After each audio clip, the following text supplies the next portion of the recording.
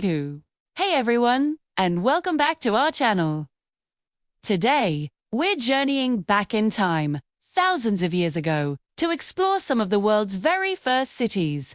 And let me tell you, the way these ancient people designed their homes and communities is absolutely mind-blowing. It really makes you wonder just how advanced they were for their time. Imagine walking through a city built over 4,500 years ago. What do you see? You might be picturing simple huts, but the reality was far more sophisticated. The houses were impressive structures, often 1 or even 2 stories high. They weren't just random buildings either. They were thoughtfully designed. A common layout involved rooms arranged around a central courtyard. This open space in the middle would have been a hub of family activity, a place for cooking, working, and socializing. Or while being protected from the hustle and bustle of the street.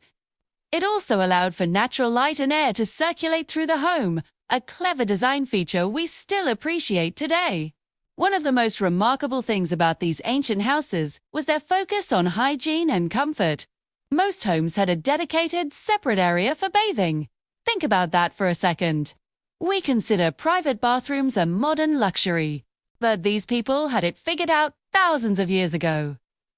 The bathing areas were often paved with bricks and had drains to carry away wastewater. And where did they get their water? While some might have used community wells, many houses had their own private well right there in the courtyard. This meant a constant, convenient supply of fresh water without even having to leave home. It was like having running water on demand. An incredible feat of engineering for the ancient world. Now, let's step outside these amazing houses and onto the streets. This is where the true genius of these ancient city planners shines through. The streets were laid out in a grid-like pattern, running in straight lines, intersecting at right angles. This wasn't a chaotic jumble of alleyways. It was an organized, planned urban landscape. This grid system made navigation easy and allowed for a very orderly layout of the entire city. But the real marvel wasn't just on the surface. It was what lay beneath. Beneath the streets ran one of the most sophisticated sanitation systems of the ancient world, a network of covered drains. This wasn't just a simple ditch to carry away rainwater.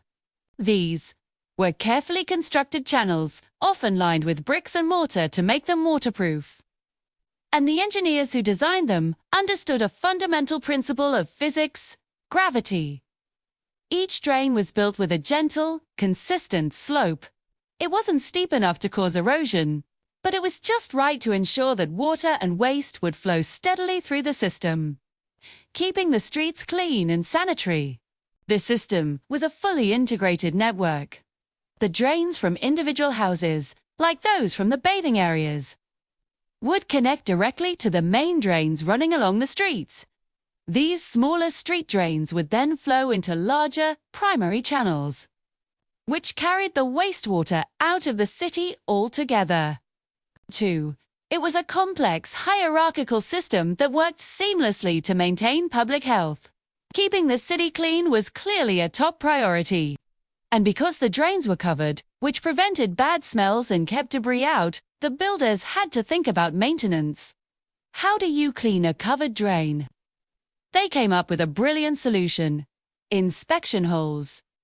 At regular intervals along the drainage lines, they built brick-lined manholes with removable covers. This allowed city workers to access the drains to clear out any blockages and keep the system flowing smoothly. It's the exact same principle we use for our modern sewer systems today. The foresight and planning involved are just astonishing. What's truly incredible is that all of this, the houses, the drains, and the streets, appears to have been planned and built at the same time. This wasn't a city that grew haphazardly over centuries.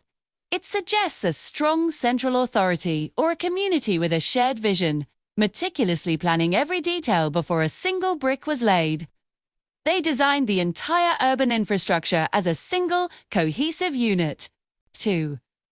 The location of a house was determined by the layout of the street.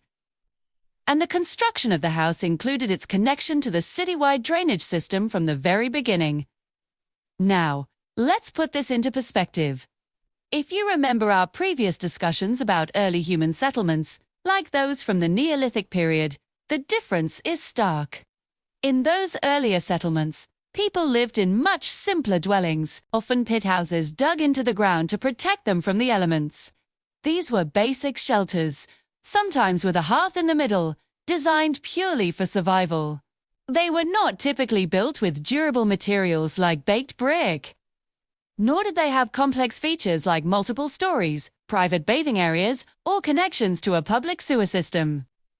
The houses we're talking about today, from these first great cities, represent a monumental leap forward in technology, social organization, and the very idea of what a home could be. The earlier houses were standalone shelters in small villages. These later houses were integrated components of a large, complex, and highly organized urban environment. The transition from a simple pit house to a two-story brick home with a private well and a bathroom connected to a city-wide drainage network is a perfect illustration of the incredible progress made in just a few thousand years. It marks the birth of urban living as we know it. So, when we look at the ruins of these ancient cities, we're not just seeing old stones and bricks, we're seeing the blueprint of modern urban life. We see the importance placed on community planning, public health, and engineering, too. These ancient people weren't just building houses. They were building a new way of life.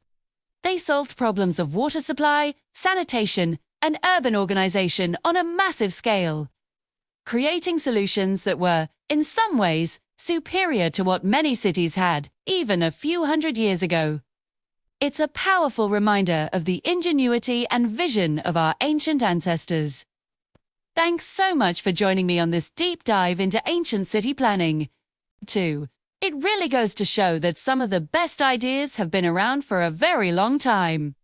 If you found this as fascinating as I do, make sure to hit that like button and subscribe for more journeys into the past. Drop a comment below with what surprised you the most. See you in the next video.